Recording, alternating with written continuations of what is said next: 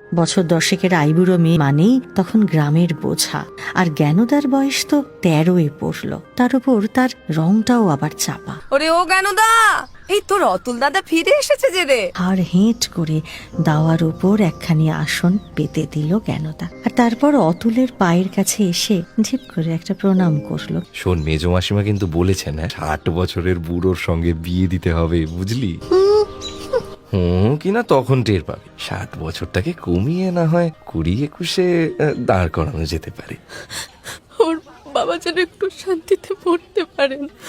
ওর বাবাকে কথা দিয়ে যাও, তোমার কাছে আর কোনো দিন ভিক্ষে চাইতে যাব না। সে কেন দা, আমার যা বলার আমি ঠিকই বলবো। আমি কি নিজে বিয়ে করব বলে কথা দিয়েছিলাম নাকি? আমার পাই ছাড়ে না, তাই পা ছাড়াবার জন্য যদি কোনো কৌশল করেও থাকি, তাকে কি কথা দেওয়া বলে? কোনো রকমে একটা গতি করার জন্য মরিয়া হয়ে অপটু হাতে একটু সাজতে গিয়েছিল জ্ঞানদা। এই যে অতুল, এই ভূতটার কাণ্ড দেখ, ঘাটের মরা বুড়োর মন ভোলানোর জন্য কেমন সং সেজেছে দেখ। মায়ের কাজ মেয়ে নীরবে সাঙ্গ করার পরে ঘাটের শেষ সিঁড়িটা একলা এসে বসলো জ্ঞানদা। জ্ঞানদা, বন্ধন কি চাইলেই ভাঙা যায়? জোর করে কাচের চুড়ি ভাঙতে পারো, কিন্তু আমাদের সেই দেওয়া নেওয়াটা তাকে ফিরিয়ে নেবে কি করে? ওগুলো কেন আর মিছে মিছে? দোহাই তোমার, এই চুড়িগুলোর সঙ্গে আমাকেও তুমি ফিরিয়ে নাও। বাড়ি